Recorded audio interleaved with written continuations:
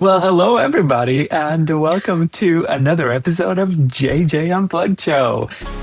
Welcome to the JJ Unplugged Show. Today it's me, Jake, and I'm joined by Jenny. and today we're gonna be talking about emotional hangovers, overfunctioning, maybe also how we get better after we quiet quit at work and other places. But you know us. We might cover everything, we might cover nothing. So who knows where this conversation is gonna take us. But before we dive in, how are you? Rate yourself from green grass strands to a completely dried up tree branch. Um, okay, so what would be the middle there? I'm such a Libra. What would be the middle of that? Well, think about it now. Because what would be the middle for you? I'm not a dried up branch. I'm not dried up. That's a terrible phrase. I'm not dried up. Yeah, I'm kind of sailing in the middle there. I guess I'm kind of in autumnal energy. Like the leaves are still on the trees, they're changing colour, everything is slowing down, it's getting a little bit darker. Well, that got really morbid really fast there, didn't it? Are the leaves falling already or not yet? No, they've changed colour to like an orangey yellow. Okay, so it's like warning, beware, but not that much. Kinda, yeah. Yeah. Okay. Burnout here Talk we to me come. about it. Kidding. I guess it's because it's coming closer to the end of the year now, and I wouldn't mind. Autumn is actually my time. Like, I really like this time where it gets quieter and everything starts to slow down, or at least it should. But I've so many things going on, so many things outside of, work, college, relationship, friendships, trying to just get to everything and keep all the plates spinning. And yeah, I want the slowdown, which is interesting because that's something I'm really working on, is the slowdown and accepting the slowdown, which it's hard. But yeah, that's So where how I'm is your at. relationship going? Anything happened there? No, I don't know. What could you be talking about? That's so strange. Yeah, it's weird. We'll just leave this as a little teaser for video watchers. So if you're just listening, go on YouTube, look at the video. You're gonna get the context here. We're engaged, girly. Yeah, we're off the market now. That's it. It's official. As if it wasn't 3 years ago. Yeah, I got engaged last week on my holiday to Barcelona. To get that in there, Barcelona. Yeah, my love of my life proposed to me on the top of a Ferris wheel on the top of a mountain. Was not expecting it. I did a bit of exposure therapy, which now looking back, I'm like, why did you do that? You absolute wally. Trying to face my fears of heights, and I was like, sure, let's get up this Ferris wheel. And then when I seen myself coming up over the heights, I was like, this was such a bad idea. And then I was like, pretend like it's not really there, close your eyes, and just try to breathe. And while my eyes were closed and I was like, okay, everything's fine, he started like moving one leg and he was like shifting, trying to bring his knees down. And I was like, what are you doing? Stop moving. Like, God love that man. He has the patience of a saint with me. I was like, stop moving your legs. Everything's fine. And I'm like holding the pole in the middle of like the what is it even called? Holding the pole in the center, being like, this is fine. And he's like, Jen, look, it's okay. And I open my eyes and he's like standing, like sitting there, even should I say, with the box in his hand. And I was like, wait, what? What's happening? Oh my God. Yeah, it was beautiful. It was everything. It was everything I needed. It was so perfect. Literally. He's so beautiful. The amount of effort and thought that he put into it for weeks actually is making me emotional. I'm literally gonna cry. Him and one of my friends, like, they were planning it. yeah, he listened to everything I said. Like, we'd been talking about it like a year beforehand, 2 years beforehand, and he just really, like a true cancer, pulled out all the stops, put so much thought in. And it's so true. It's like what you say, when a cancer loves you, they really show you. So it's, yeah. That's so cute. Oh my God. But It's also beautiful. sneaky. Imagine Oh, putting you on a Ferris wheel. Imagine if you had said no. And then no, just I the chose whole- it. I chose the Ferris wheel. This is the funny thing. But imagine this. He proposes on the Ferris wheel and you say no, and then imagine that awkward slow descent. Why did you do it here, Puppet? No, it was beautiful. Like, but yeah, like I've always said it to him where I'm like, don't ever propose to me like in a group of like where everyone's there. Like, you know, those ones where they're like in a restaurant or like like the Trevi Like Fountain Disney or something. No, like absolutely not. Do not give me an audience. I don't want to be in that space where everyone's watching. Oh, it's got no. So he really listened on that, and even the promise ring piece, like he really listened and he took all of the things in, and he made it so special for me. But yeah, those group engagements make me like my skin crawl. I'm like, no. Let's talk a little bit about that, actually. First of all, congratulations again. I have congratulated you like 50 gazillion times. I'm so, so happy and excited for you. Thank you. When you gonna get settled? Stop looking after yourself. When am I Oh, gonna? no. Did you just say when am I? Never. I'm a Libra. It's not.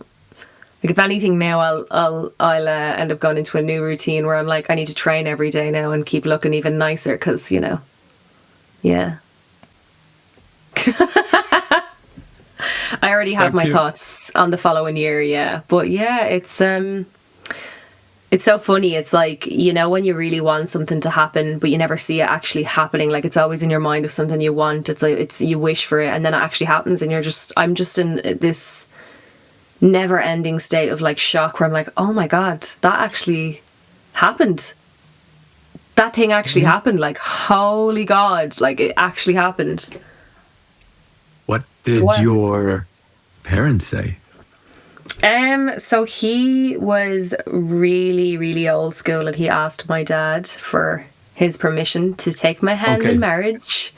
So Fair my dad play. knew. I did that as well. I think that's respect that. beautiful. I love that. This must be a cancer thing, you guys. I swear. He was so beautiful about it, so old school. So he asked my dad, and I wouldn't mind. Like, I was literally up here. It was after I did my sound bat exam, and he came back here, and my mum was like, he just seemed so nervous. And then he went into the kitchen to talk to your dad. And when he went into the kitchen to talk to your dad, I just knew. I was like, he's going to ask Jennifer, he's going to ask, can he have Jennifer's hand in marriage? My mum knew. She was sitting in the living room doing her own thing with the telly on and everything. And Anthony went in and was talking to my dad and said, you know, yeah, I want to marry Jennifer. Like, can I get your permission, whatever else? And my dad was like, oh, yeah, like shook his hand and everything. And then he went upstairs to me. I was up here, unbeknownst to me. I'm like, oh, come on up, we watch a movie, grand. And then my dad came back out and said, he just asked me, could he marry Jennifer? Like, and my mum was like, yeah, I know. Because she could just feel it. She just knew. And I just love that, you know. Mother's intuition, she just knew. So they both knew, and they were both like fizzing with excitement. And then my mum told my sister, and my sister was like, oh my God. So everyone knew. And my best friend knew. And my nail girl knew. Like, all these people knew, because they were trying to help him organise it, essentially. And everyone was like, what are you going to wear when you go away? What kind of outfits are you going to have? Did you get your nails done? Like, all these things that he was trying to check off on a list, and I just thought was so funny. Because I had actually said to him, there's 2 people in my life that if you ever needed to know something, go to them and ask. And that was Amy or Jake. I said, they know me best. Ask either of them and they will tell you what you need to know. And he still hasn't met you yet. So I'd say he was terrified. Like, yeah, no, he was terrified reaching out even to Amy, because like he's only met her like 2 or 3 times. But he was like, I really need your help here with something. And because like I'd been staying with her that night, he was like, ask her hints about certain things, whatever else. But yeah, now we need to organise it. You need to meet him. This like actually needs to happen now. Like, it has to happen. Let's see if he invites me to your wedding. Listen, you're going to be one of my bridal parties, so it kind of has to happen. We're gonna do a wedding podcast episode. I love that. Just wear the dress with a veil.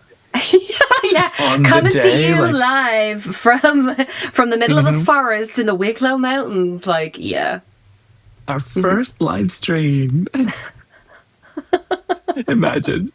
Oh my god. I love it.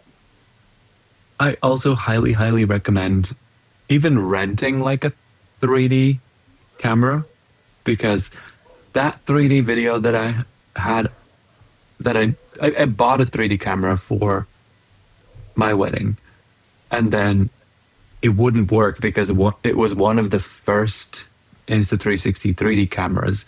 So like the software was a little bit janky, and then the camera was a little bit janky.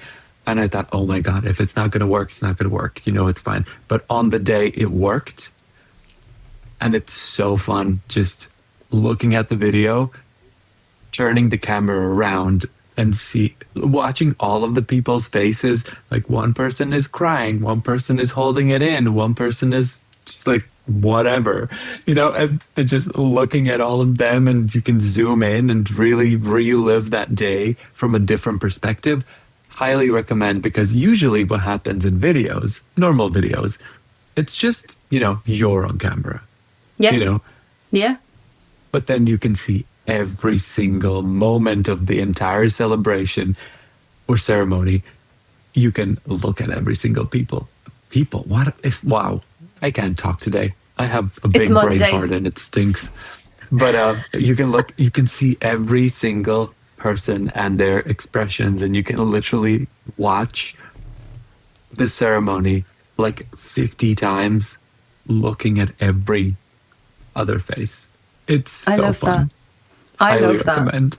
I'd say I'd probably get like a videographer on the day, someone that does both video and photos. And I actually know a really good Latvian girl who's just come out now and started her own kind of business for photography, but also does videos for things. So I'm like, it's the Latvians. You guys just know what you're doing with stuff. Like, these are perfectionists. True and true. And she's a Cancer. What is that? You guys just know. You just know what you're doing. So, kudos to you. That's so exciting. I asked you a question before, but I have no idea what I asked. So we could just talk about maybe emotional hangovers, because you know, when you're out and about and you're socializing with people, Yeah. even on that trip, with everything that is going through your head and everything that you're thinking, and then you have a moment to relax afterwards. How do you feel? Do you experience like an emotional hangover? Because I know a lot of people don't. And I also have this, it's not really a funny story, but it's a story where I had an offsite at work where I had people over from abroad, and we spent 3 days, just basically entire full days all together. That's a And lot. I enjoy spending time with them, you know.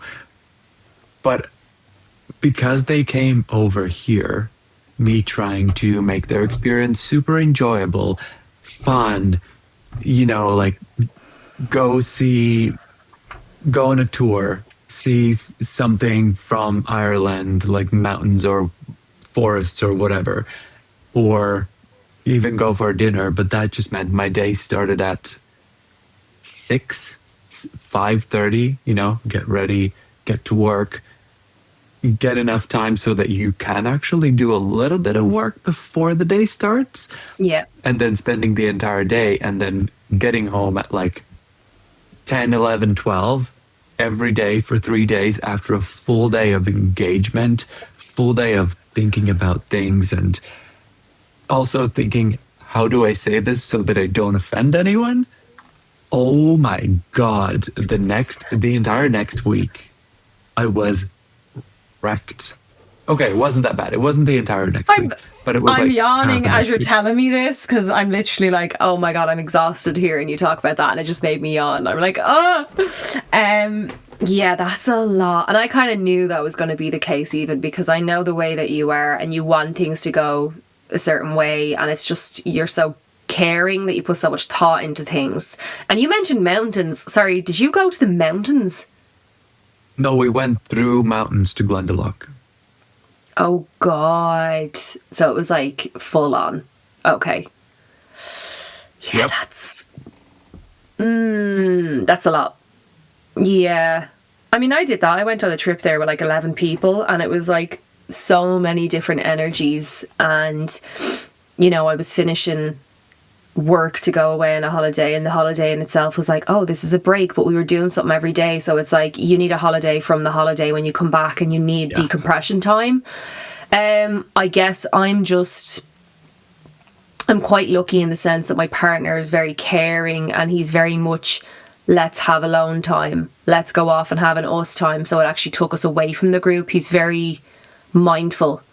He's like you in that where he actually does create the space to have the downtime, because me being me, I would just keep going and be living out of other people's pockets the whole time and not have a cut-off point. I wouldn't have a cut-off point. I'd be social, happy, you know, and years ago I wouldn't listen to that thing in my mind, that like low battery, plug yourself in for charge thing, where I'd be just like, burn through that, keep going. Now I really do listen to it where I'm like, I'm fucking tired. I'm tired and I don't want to do it. And the face drop happens very, very quickly.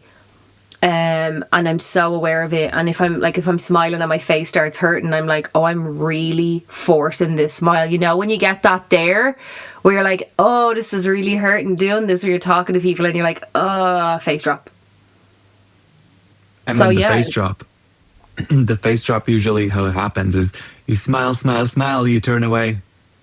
Yeah, literally. Like I have made, it's very aware now when I have meetings as well, like after I'm talking to someone and I have to put on that persona of, how are you, they're talking and as we're coming to the end I'm like, cool, so if you need anything just touch base with me, like reach out, okay, have a great day. And the minute the meeting goes off I'm like, and I see myself still on the screen because they've already left the meeting and it's just me and I'm like, yeah, because it's a lot. It's a lot. And I'm so, it's going to sound terrible, but I'm actually so happy not being happy. Like not faking the happiness, not faking the optimism, not faking a forced reaction to things. It's so different. And this year in general has given me that like, I suppose like even the assessment and the diagnosis and stuff like that, it's really let me see like, oh, I don't have to be that person anymore. I can just be me and me is okay. This version of me is okay and I'm allowed to be her. You know, I don't try as much. I don't force things. I don't force conversation as much anymore. I don't force things out with people. I'm just like, cool. Silence is nice. But also thinking back before you got the diagnosis, by the way, ADHD, we're both ADHD. I'm a little spicier with autism as well. But before you got the diagnosis, how did you even recognize that you got social hangovers? Because No. I remember you constantly had something planned. You were constantly meeting people, talking to somebody, and so on, never having a quiet moment for yourself. Yeah, I didn't notice it. I just kind of was in the loop of go, go, go, do, do, do. Whereas I'm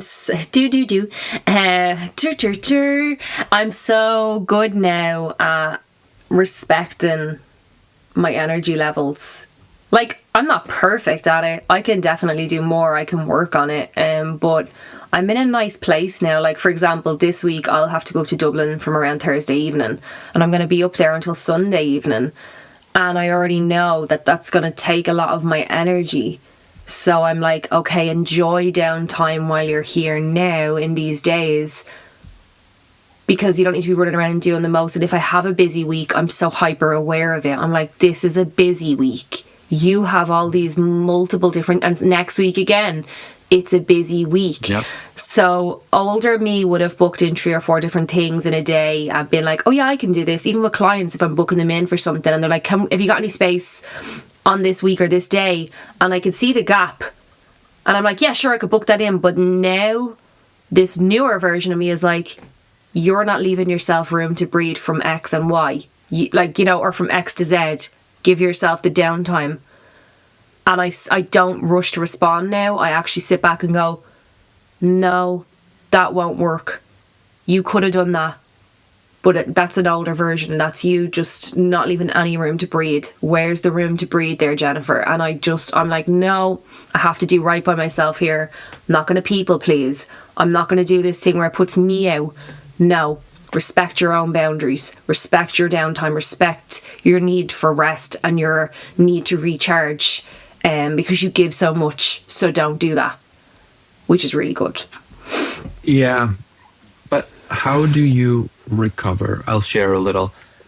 So, the way I usually recover after these events, or like a lot of engagement, whatever, I personally need silence.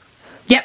I need to get back into a routine and then trying to stick with it as much as possible. So what calms me down is knowing that if I wake up at 6:30, then from 7 to 7:45, I'm going to watch YouTube, have my super light coffee, or as I say, piss water, because it's so light, and then get ready for work in those like 15 whatever minutes, work, finish work, sit, or at like 12, I'm going to have lunch, and I know that I'm going to have my protein salted caramel mousse with not granola, but like wheat pillows, sort of a thing, and every single day.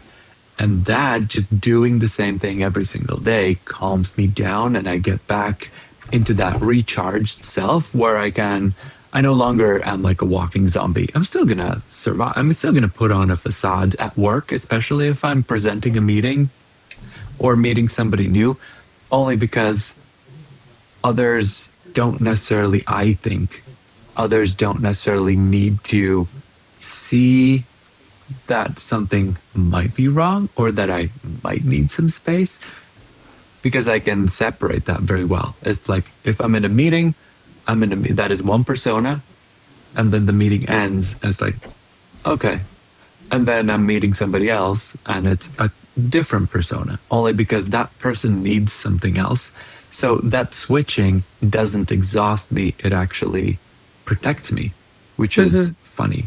It really protects me, because then, whenever I finish work or I'm not in meetings, then this is a different person. I can be like, this stupid AI gave me like the wrong answer of the 50th gazillionth time. Like, why am I fighting with you? You are a robot. Why am I getting so upset that you start apologizing 50,000 times that you are a bad robot?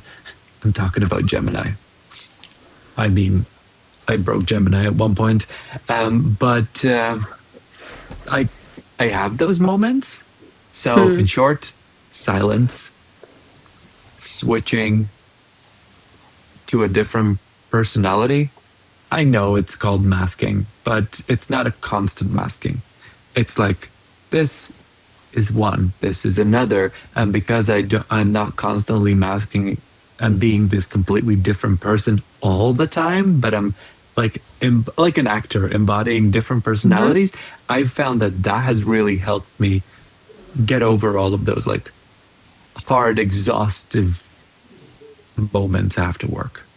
Yeah, I definitely echo this, and even just echo. I definitely do echo the silence piece, specifically in the last year. Like, so I worked all last week, and then I went straight from work into college for the whole weekend, right? It's Friday, Saturday, all day Sunday. And, we're touching on things like I've started addiction studies, which is super interesting. It's fascinating. I'm loving it. I really, really, I love it more than I thought I would. ironically, because I was like, oh, addiction, no. And now I'm like, oh, wow, this is actually so interesting. There's so much in this already that I'm like, oh. And driving home after college is like 75 minutes of a journey, and I drove home in silence. Older versions of me would have had loud music on, or something else going on, because like there's 50 tabs in my brain open, so it's like, oh, we need music to drown that out and whatever else. Now I drive in silence, and I find myself decompressing, and sometimes it means like I'm driving and I'm like, my shoulders are here and I'm like and I find myself kind of leaning forward into driving, and I'm like stretching like my body out and my back out and just letting the day go with the steering wheel in my hand. I'm like, okay. And I'm just driving. And as I'm driving 10 minutes, 20 minutes in this journey only yesterday, and it's been a few times I finished college, I'm just letting go of the day, and the silence feeds me. It actually like nourishes me, and I feel a lot better, because I used to come out of one situation and go into another where it would maybe need a lot of my attention, or somebody need a lot of my attention. And I'm going from being in heavy weekends where people are talking about grief, trauma, loss, all these different things that are heavy. It's not light content, And I have a whole week of work, which again is heavy, and it's, you don't know what you're facing when you're, having meetings with people, and it's consistently that. To then just feeling like I need to be held now, and sometimes you can't be held, but if I can't be held, I need to hold me. And that's what I'm learning now in this last year specifically, is how can I hold myself here? Silence is a big one. Coming home, self-care is a really big one, because when you're feeling really low, the last thing you want to do is another thing. But like, it's so funny, like even just like a nice shower, a facial, giving yourself like, this is so silly, like a foot massage with magnesium body cream that's going in, and it's relaxing your muscles, and you actually sleep better. I actually did have a really deep sleep last night, because I went home and I did all these things, and I knew as I was in the car driving, if I got home and I sat down for too long, I wouldn't do any of these things. I just go into that, no, I am completely in that space of I can't move. Like I just Melt in the sofa. melt into it, like, I have all these thoughts of what I need to do, but I'm in total, what's the word I'm looking for? Not dysfunction. What's the word I'm looking for? Ah, well, it's a word. It's a word. But I have all these things I know I need to do and get up, but I cannot get up and do them, and it's like a spiral of feeling guilt and shame that I didn't get these things done, and I know I need to, but my brain goes into that space of executive dysfunction. There we go. So I don't give myself that space of sitting down for too long, because I know I'll slide into that. So I got all them things done, and I felt so good that I gave myself that. I gave myself the silence, and I gave myself the space to recuperate after being around all these people, talking, all of it. It's a lot. So yeah, the silence is a big win. Yeah. But also, have you ever been called, I'll paint a picture, right?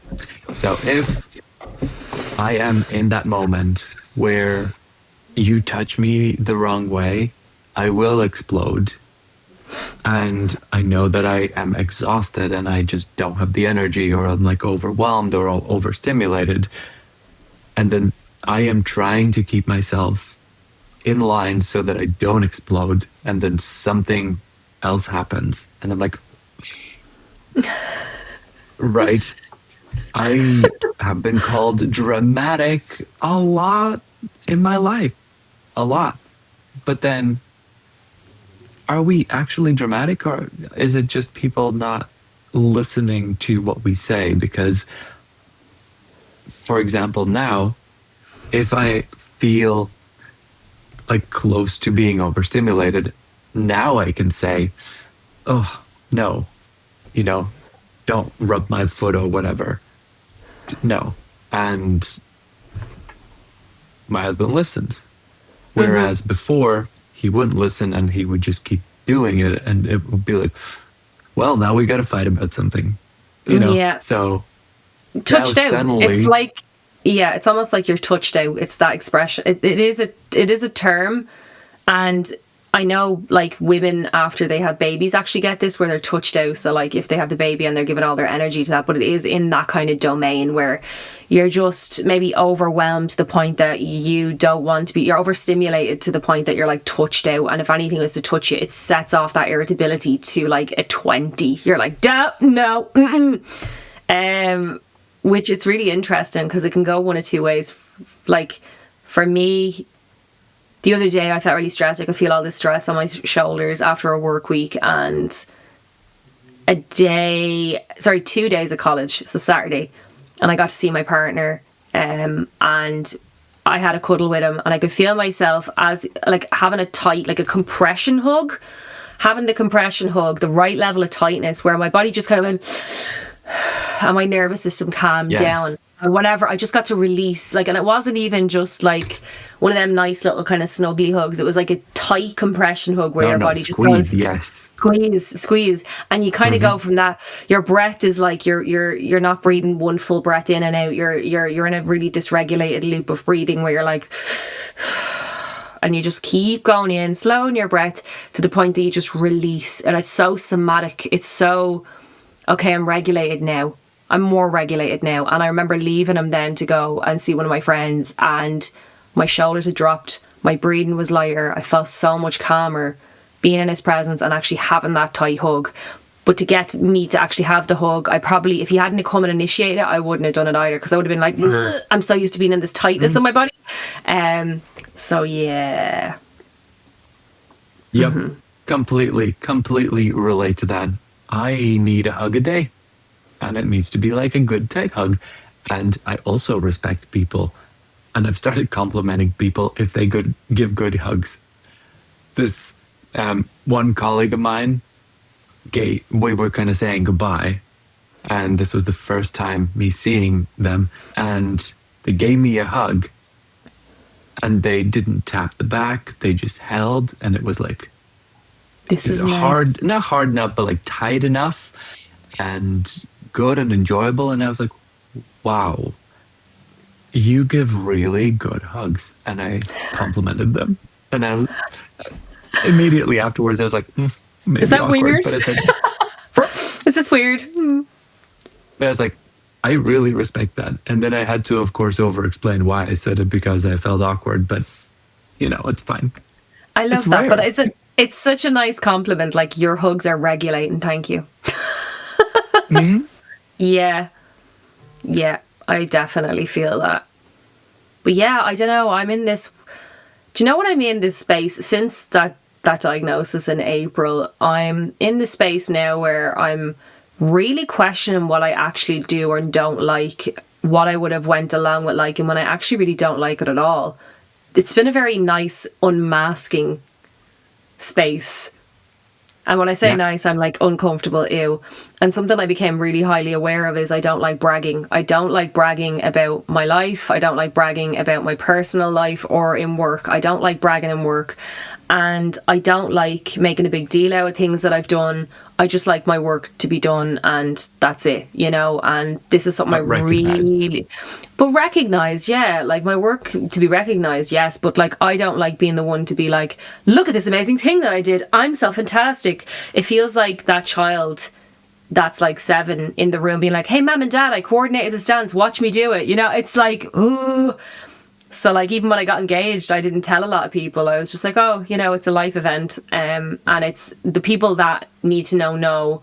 And as time passes, if people find out, sure. Like I was in college at the weekend, and one of the girls was like, did you get engaged, Jennifer? Because she's seen the ring. And I was like, oh yeah. And she was like, oh my God, congratulations. And it was this big thing. And I was like, okay. I could feel myself cringe because I'm just like, oh, this is uncomfortable. I don't. It's like when people sing happy birthday to you and you're like, please make it stop. Please end this. Yeah, I don't. Yeah, it's weird. I don't mind singing happy birthday to others, but then when they sing happy birthday to me, it's awkward because I am just standing there. And there's too much time. The song is so long. You're like, why is this song 50? Why is this song 50 hours long? Why are there so many verses? Like, end this now. Yep. And the happy birthday song that my family would sing me was like 3 times as long, and it had like 3 different verses and no chorus or anything. And they would always wait until, or not wait, but check that I was still sleeping. And I was staying at my grandmother's because my birthday's in summer, so I was always staying at my grandmother's during the summer. And they would walk in at like 7 a.m. with like flowers and like a box of chocolates and all sing that song while I'm still in bed. Thank goodness cameras weren't a thing, because now with phones, I'd be like, what is happening here? So at one point, I just became 80. I know, right? At one point, I actually started waking up like an hour before so that I can wake up and actually just pretend to be asleep. And when they come in, I'd be like, I think I was like 10 maybe at that time. So this is actually going to be an interesting one for you to know. I don't know whether I ever told you this before, and it's going to probably make you laugh because it's something you do to me all the time. I don't like sitting and opening presents while people stare at me. It makes me very uncomfortable. I know, you told me. I hate it. I don't like that. And if people, I hate it so much. It makes me feel really awkward where people are staring at me as if to be like, do you like what I got you? And I'm like, oh, no. And someone brought it to my attention about a year ago. Yeah, it would have been about a year ago. She got me a gift and I was like, oh, thank you so much. And I like put it aside because we were sitting at a table with 3 other women. And I was like, oh, cool. Like, I don't want to make this moment about me because my birthday had been like 2 or 3 weeks prior to this meet up. And she was like, she brought it then afterwards. She said it to me like maybe 2 or 3 weeks later. She was like, you didn't open your presents. And I was like, yeah, because I like didn't want that moment. She was like, yeah, you don't like anything being about you, like kind of thing. And really went in on me about it. And I was like, yeah, I don't, whatever about one person staring at me if they got me a gift, and that's fine. And if you're a safe person for me, fine. I'll do that thing if it makes you happy. Just know that I hate it. It's making me really uncomfortable. I don't like it. There's nothing about it that I like or enjoy at all. It's for the other person that I'm opening it and being like, I'm in it, you know? But the fact that there was 3 people there, I'm like, no, and we're in an open cafe? That's hell. That's fiery hell. No. Being perceived, eh? I don't like being perceived. Yeah, I'm like, no. Because this is another thing that I really need to work on, even as a studying therapist. My face doesn't lie. I have the most expressive. I was laughing about this recently, actually, with my college therapist. I was like, I really need to work on my RBF. And she was like, looking at me, like, because she's like in her 60s. And she was like, what do you mean? I was like, yeah, like my facial expressions don't lie. Somebody could be telling me, like, in a couple of years' time, like, oh, this is the guy that I'm talking to you about, and show me a picture of him. And my face will be like, you know, instead of, yeah, like, so, yeah, I really need to work on that. But I don't know what my face looks like. And my mum has that too. It's such a thing, like, where we'll be sitting somewhere. I brought her to Italy and somebody was walking past doing something. My mum was like this, just watching them. And I was like in the middle of a conversation, but she was like gone looking at them. And she was just like proper, like looking at every single thing, taking it in. And I was like, Linda, close your mouth. But I did the same thing. Like, monkey see, monkey do. Yeah. It comes from families. For me, I think because I grew up as like not the best looking child in class, but then everybody needed to be in photos, and taking selfies was not a thing then, but like taking aesthetic photos and then posting them online would do like posing and stuff was. Yeah. So I actually practiced in front of a mirror so that however I look, like even if I didn't look at myself in the camera, I can always look good in a photo if I'm posing because I know how my face is gonna look. I can do the eyebrows, you know? I love it. Yeah, I can do all of the faces and poses because I've practiced them. But then on video, it's like you can see all of the little things and it's not still.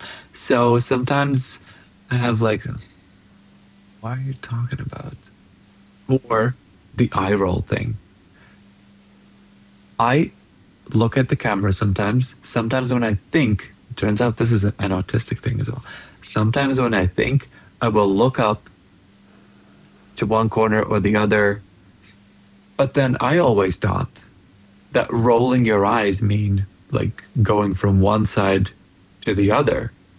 I've always rolled my eyes like that specifically so that people know that I'm rolling my eyes. Yeah, But then, my thing in my head is like when it comes to people rolling their eyes is, you know, yeah, that's the normal way. That's the normal way. Whereas because autistic thinking is quite literal, this is just looking up. That is looking up. That's not rolling eyes. Rolling eyes is going in a circle. Rolling, you know? yeah, it's that cartoony thing where you're like, yeah, yep. And this is why a lot of people in my life had thought that, why are you rolling your eyes? Like, that's so unprofessional. Like, when? I was just thinking. I'm just What being do you very mean? expressive. What do you mean? Like, do some research. People look to the sides. One side is, don't remember which one was it, but like one side is recalling a memory, and the Yeah. other side is recalling or thinking about the question without like recalling. They also, if you go into body language, they have a thing where, and I say this and I'm literally looking up as I said it, that's hilarious. Yes, when you recall a memory. So I want to get the facts on this one because they usually say in body language, like if they get detectives to look into it, if somebody's lying, they tend to look a certain way. I can't remember, is it they look left if they're lying? If I'm that gonna was something, this. or slightly down. But yeah, while you're I'm gonna looking, yeah, I'm gonna check while this you're here. looking So, that up, let's see what the internet says. Did you find it? Not yet. the myth you may have heard, if they look up left, it means that they're constructing a lie, and if they look right, it means they're remembering the truth. But this is like old psych interpretations of neuro-linguistic programming, NLP, for anyone out there listening. But I think they've actually got modern research which may have debunked it. It's not completely reliable. And I suppose neurodivergent people tend to look up as well to avoid eye contact. So it could be shyness, anxiety, direct eye gaze can be very overwhelming for people. Cultural aspects as well. So I know even if you're Eastern European, you might have been taught to have very direct eye contact, and it can be a thing of respect where if someone's not looking you in the eye, it can be considered rude. So if you don't look someone in the eye, you're being perceived as rude. So you hone in and stare at people and barely even blink, and people are like, what the fuck are they doing? Like, it's really intense. Does that ring a You're bell? calling me out. But every single time I'm actually talking to somebody, I have another conversation in my head going, okay, right, now you've stared at them for a while. Now look away. Now look back. And then maybe look away or look somewhere else and then look back again. I have another conversation in my head while I'm talking to somebody or listening to them talk. And then I don't hear half of what they said because I was trying to be like human and look away. Now look back. Look away. This is interesting. So there's kind of newer information on this, like where that, like if they look one way or the other, like it's debunked, more modern research. So this is something I've seen as well, kind of on the NLP piece, where you'll have somebody saying, do you ever see like in court, like I suppose a great way to look at this would be like the Johnny Depp and Amber Heard case. Did you see clips of that where like she's doing a certain thing? It's that your words are saying one thing and like they might be like fake crying, but the tone and the body language is telling another. So the mismatch can be a big identifier if somebody is lying, or if there's excessive or forced stillness in them, over explaining or giving unnecessary details. That's interesting, because what if you're like a people pleaser, or you've got that fear of being perceived, so you actually over explain, or you're neurodivergent again and you give every detail and you're like, that story could have been 2 minutes, not 6. Interesting. Also, if they look away, it can give signs around anxiety, social discomfort, trauma response, or shyness. Interesting. I love this. I love finding out things have changed. I used to watch those videos years ago on NLP and be like, now I know if they look to the left, they're lying to me. Like the micro expressions. Oh, I love this show. There was a show called Lie to Me. Oh, yeah, Lie to Me. Oh my God. I know. I watched it just recently again because every 20 years I can rewatch a show. That's fine. But like every year, too much. And I just love looking at like how are there some micro expressions or pinched eyes or like a tiny little nose Flare. bleed with not bleed flare, yeah, with like disdain and stuff. And I always pay attention to others whenever I don't know them yet. I always kind of subconsciously look at all of these micro expressions, and I very quickly form an opinion based on them. And then I thought, why am I usually right when with the like how I feel about somebody? Because you're a Cancer Usually. and you're highly intuitive. That's a Cancer But thing it is too. it's a combination of those micro expressions because I'm Yep. subconsciously seeing them. Watching. Uh-huh. Yeah, no, that's really true. Do you know, I think I already told you about this in the past, but I used to be able to tell people were lying. One person in particular lied to me in the past, and I was able to tell that they were lying to me based on their eye contact of what I was used to. So pattern recognition. I was able to tell that they were lying to me based on how their breathing changed. Wow. Okay. That is trauma. I could see their breathing change. I could see their eye contact was different to the way that it normally was. And I could also see them starting to shake a little bit, but it was very subtle. But I was watching their hands. I was watching for little micro changes in their expressions to be like, you're lying to me. And I had no proof, but I went off what I could see and I could feel. And I was right. And I was able to call them out on something. And they were like, how did you know, kind of thing? And I was like, I can see it all. It's all in front of me. All the information is there in your micro changes and the pattern recognition. It's like psychotic. It's so psychotic. Oh. No, I think it makes sense. I also just noticed that all this time I have been talking through my headphones microphones, and now I just switched over to this microphone. I don't know if you can hear the difference. I can, and it's so crispy. Oh well, I guess there's gonna be some sound editing, but anyway, yeah, it's so much fun. There's so much in the whole behavioral psychology and just learning people more. Yeah. I love it so much. I love that, and I think it's going to be really interesting for me as a therapist as well to just, be able to see things in people. And, even if I have neurodivergent clients, which I'd imagine I will have, and I'm really looking forward to having them to work with them, and notice certain things don't mean that they're avoiding something, but it's just where they're at. Yeah, so it's all ahead of me. Mm-hmm. Well, we talked about emotional hangovers. Mm-hmm. We talked a little bit about like overstimulation. Mm-hmm.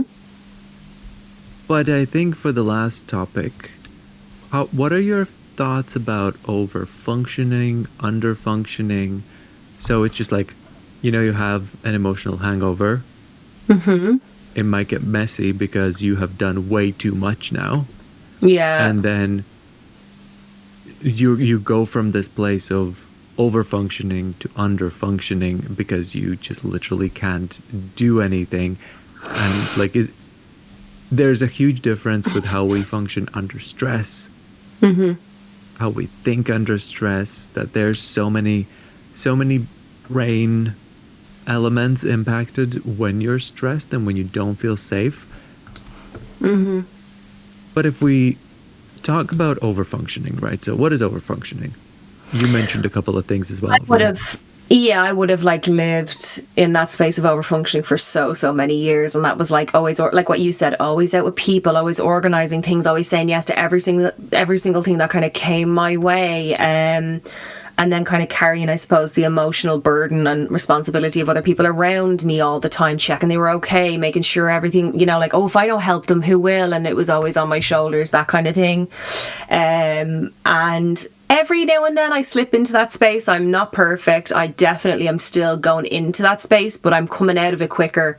I'm aware of it. The awareness, I think, is so important, because if you're aware of it, it's that thing. It's like that poem. It's I'm walking down the street and I fall into this hole.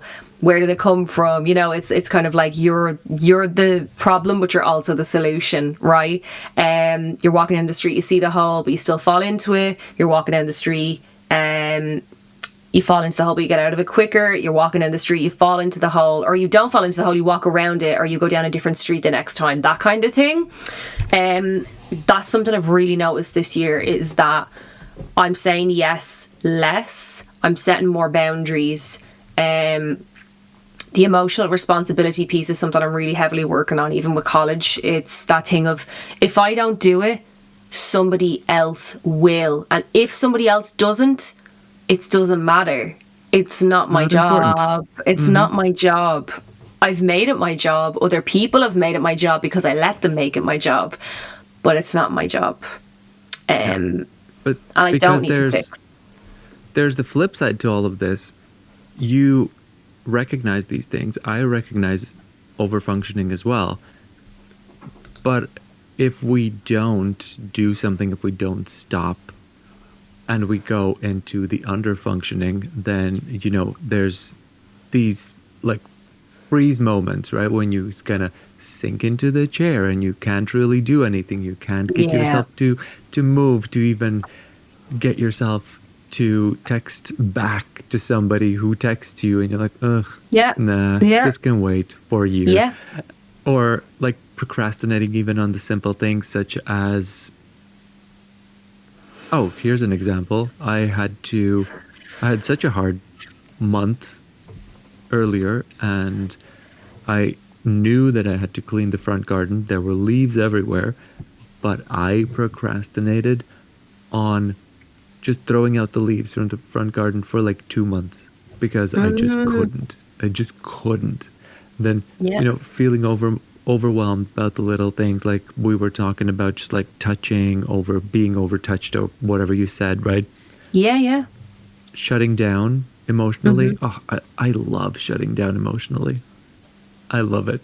It's so easy. You're a Cancer. I've said that about 6 times in this podcast, but it's so easy for you to go into your little shell. That's your protective mechanism naturally as a Cancer, is I'm just going to shut down here. This is a safe space. These walls are high, but they're so cushy and so protective, and I like it here. It's warm, it's cozy, and I function really well here. And you can function from there forever. Yeah. Forever. Oh, yeah. It's great because it's a nice place to be. So it's kind of when people are trying to pull you back out of there going, I know it's cozy, but come on out. You know, I know it's nice, but no, you can't stay there. And the underfunctioning, you could stay there, but you're not allowed to stay there. We won't let you. The underfunctioning piece is amazing, but I think this year in particular, I'm getting so aware of it. Like I know I need to start my assignment, but I can't start it. And I think body doubling has become so helpful for me when I know I have to do X, Y, and Z. So if somebody rings me, I automatically start doing things when I'm on the phone now, because I know I can actually do the thing because they're on the phone and they're actually helping me to be proactive. And that might sound really silly to some people, but it's actually such a lovely technique. And I didn't realize I was doing it beforehand in certain ways, shapes or forms. But now I'm so aware of it that the minute I'm sitting there for like 10 minutes, I'm like, get up and do the thing. Oh, and then I'm talking and I'm doing as I'm going. It's so much easier because I kind of have definitely been really flip-flopping between over and under functioning more so this year. And it's painful. It's quite painful going between both, trying to stay in a nice regulated space and just get shit done, or feel like consistency. You want the routine, but you can't get to that space of routine, and it's really frustrating. Yeah, but also like the more you work on it, the more you're going to recognize these like overfunctioning areas quicker, and the less time you're going to have to spend underfunctioning. So It's a Libra moment, is Balancing it? No? it. It's such a scales moment. But I'm getting really good at saying no, which is wild, because that would have been probably one of the bigger fears in the back of my mind over time was, oh, I don't want to say no to this thing, or I don't want to let somebody down because I can't meet up with them in the social capacity, or I can't do the thing. I have to look after myself, and I have to make sure I'm more regulated to do those things, and somebody has to be let down, and it used to be me at the cost of me, whereas now I'm like, no. Yeah. And then the next step is just being very open about it, because Yeah. now I'm at that point where if I really don't feel like it, I'm just gonna say, you know what, I really can't.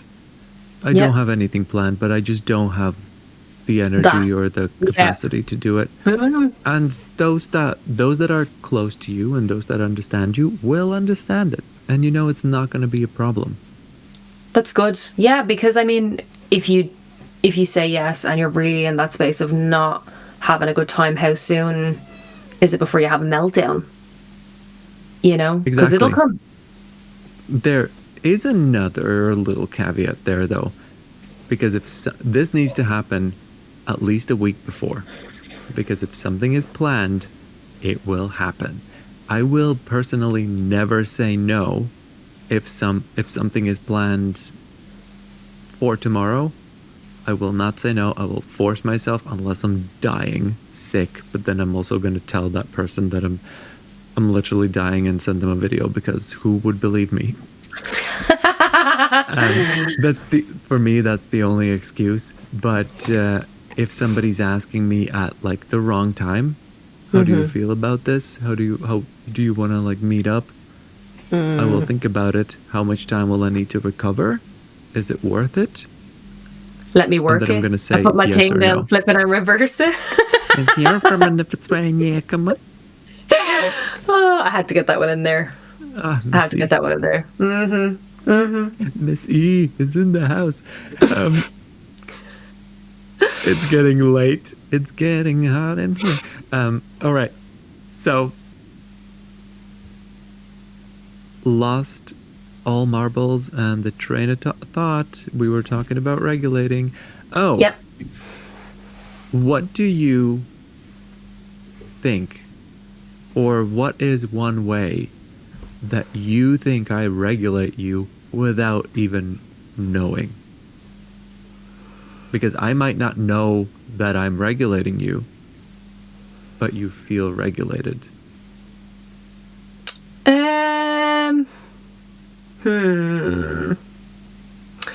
I think you do the same kind of thing that my mum does, where you go into silent mode. And I think that's why I feel very safe with you. And you'll be one of the first people that I would go to where I'm like, like if I'm freaking out, because you're like a safe person. My mum will hold the silence very strongly and let me talk things out or soundboard off her. And you do the same thing, and you really hold that space for me to soundboard, have a meltdown, process something, regulate. And that's a very, very big deal for me, is when people don't try to give me advice, they don't try to fix, they just hold the space and the silence while I just have a little bit of a flap where I'm like, yeah, and then I get it out, and then I'm like, okay. And then I can notice my mood, and I'll actually call myself out and be like, I'm actually being a whingy bitch here, or I'm actually just wherever. Yeah, you hold the silence. Good to know. So yeah, people, hold silence. I don't know. Do I do something? Do I do something that regulates you? I feel like the type of person that you are, you're very like, I don't need anybody to tell me. I can do everything. I'll fix everybody around me, and I'll help them do these things, and da da da da. Fair. But funny enough, I think you regulate me by being the chaos. Yeah. So whenever you're chaotic, and whenever you say that everything's broken, no, I can't do stuff, and just like, oh my God, terrible, that calms me down. Not that I need to be calm, but it calms me down, so I am calm. I love that. Wow, if she's that fucked, I'm actually okay. This is actually Your words. fine. This is actually fine. Your thoughts. Your thoughts, my words. Yeah. I think it's very, I don't know if it's to say it's very easy to regulate me. It doesn't, I feel like for the people that are in my life, that are in my like circle, it's not that hard to regulate me if you're close to me. You'll know I'm a lot more transparent emotionally with people, whereas if you don't know me, you probably won't ever get a look in that way. Sure. But also, there's a right time and a place for you. As in, like, if I'm gonna try to talk sense into you and you're not in that space where you can take it, it's like I would, you know what, this glass would probably hear me better than you. Yeah. I've actually had this conversation even with my fiance. Fiance. I've actually had this conversation with him where I said, like, yeah, like there's moments where my best friend Jake will know if I'm hearing him or not. Like, people will be talking and I'll look aware. I look like I'm highly aware. I'm shaking my head. I'm looking at you. But it's like I'm looking through you out the other side of your head. I can't hear what you're saying. I can't even physically see you right now. I am in another land right now. Like, And most people think I'm listening. Literally, I'm like Homer, like, la, la, la, la. Yeah, I'm like not there. Maybe I'm in that space of executive dysfunction where I just can't do things. I can't hear people. I have not got the capacity. My brain is like, no. Just no. Yeah, it's just that protective mechanism basically as well that, well, not really protective, but like if you're so upset and so just not in the headspace where you can actually hear things, you're not going to hear things because, but I know for both of us, when we get upset, we get upset. Yep. And I really loved this graphic that I saw for, especially, I think it was for autistic or ADHD people, but if a normal person, I should say neurotypical or holistic, gets slightly angrier with like, you will see that they get slightly irritated, then agitated, then angry, then super angry. The other person can recognize that they are angry because they are just slightly getting angrier each moment. Oh, yeah. The chart. Yeah, so I remember you seeing can this. catch it, right? No, And then no. for autistic, neurotypical, neurodivergent people, for me personally as well, it's like I'm gonna smile And then throughout lose the my fucking shit. entirety. Yeah. And there is a tiny little sliver where I'm where I'm gonna show irritation, And then and lose your then shit. explosion. Same. Yeah, that was something that actually came up in the test, where like if I get into those moods, it takes me. Yeah, I think when I, like, there was definitely a good few years where I would have just went and internalized all that and lost my shit, and I would regulate myself because it probably felt like, oh, no one else can, so I need to look after myself and get myself back to what feels like a safe space emotionally. And then I would have found my people over the last few years, one of them, where if I'm upset, I actually show it now, and it took me a lot to get there. Whereas before, I probably never would have showed people that as much. It would have just been like, I'm upset, but you're not going to see it. Now I show it. Yeah, that's a win. That's definitely a win. I wouldn't have showed people that a lot. So now that I do, they get to actually see me going from happy to like absolutely losing my fucking mind. Yeah. And wow, it's been an hour. We probably have to take this home. Not that we're already home. But I probably want to, if there is anybody listening, who knows, maybe 10 years from now, somebody will be listening to this episode. Who knows? Leave a comment. Do you overfunction? Do you underfunction? What's your emotional hangover routine? Like, what are some of the like little quirky things that you do that get you back to normal? Yeah. What's your self-awareness like, and do you recognize when you've reached capacity and you need to just go back into your own little mantra to bring yourself back to regulation? Yep. And with that, I have these wise words. You don't need to have it all together. Nobody does. Duh. Sometimes the glow up is invisible. That sounds like an Invisalign quote. We're not sponsored. Love it. Yet. If you've gotten this far, thank you so much for tuning in, listening to this roller coaster of a conversation. Hopefully you took something away. And if you did, like, comment, subscribe, follow, do the robot with us. And this is me signing off, and peace out. Here was Jake. And I'm Chitty. And today, we're finishing this podcast. Have a lovely night, everyone. Bye. Bye. Cute.